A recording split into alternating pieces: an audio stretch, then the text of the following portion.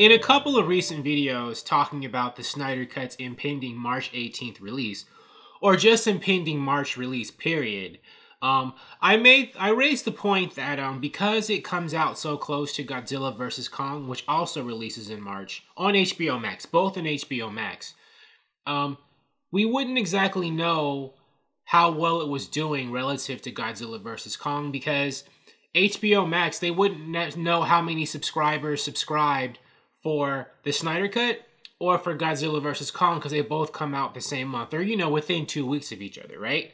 Like, if a bunch of people sign up early March, are they signing up for the Snyder Cut or Godzilla vs. Kong? Or, HBO Max gets a lot of views, how will they know? Like, they'll probably know with their internal data, but, when they release stuff to the public, how will we know? Because I think that Warner Brothers is trying to set the Snyder Cut up to not fail, but maybe not necessarily do as well as it would be if it was in March all by itself, right? Because they could say, well, all these people, they might have subscribed just to watch Godzilla vs. Kong, not the Snyder Cut, right? That's what I'm thinking. Now, that might not be true. I always say that. It could just be me thinking too much. But, when they release the Snyder Cut as a 4-hour movie instead of a 4-hour series spread over the whole month, that was the first sign, right? Because that, decreased the amount of time that it would be buzzed, the hype factor, right? It could be hyped up for a whole month, by each week, or, just this one weekend or 1 week, with this one 4-hour movie, right? But recently, Nielsen released some numbers, like an independent third party, about how well Wonder Woman 1984 did Christmas.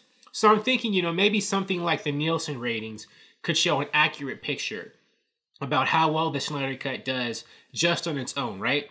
Nielsen released numbers for how many views Wonder Woman 1984 got the Christmas week it was dropped. They could do the same thing for the Snyder Cut the week it's dropped, the week of March 18th. March 18th through March 25th, right? Something like that. How popular is it? And they would rate it against other things coming out in that window too. I think Falcon and Winter Soldier, the first episode, debuts like that week too, right? And then they could release a separate poll, or a separate, not a poll, but a separate chart for how well Godzilla vs. Kong does on March 31st, right? So, something like Nielsen could give a more complete picture of how many views the Snyder Cut has just on its own, right? So with that data out there, Warner Brothers couldn't say, well, they couldn't hide it, because somebody else would be doing it. So we'll see. I do think that Warner Brothers is trying to not kill, but I guess dampen the Snyder Cut buzz and the Snyder Cut success, for the reasons I said earlier in this video.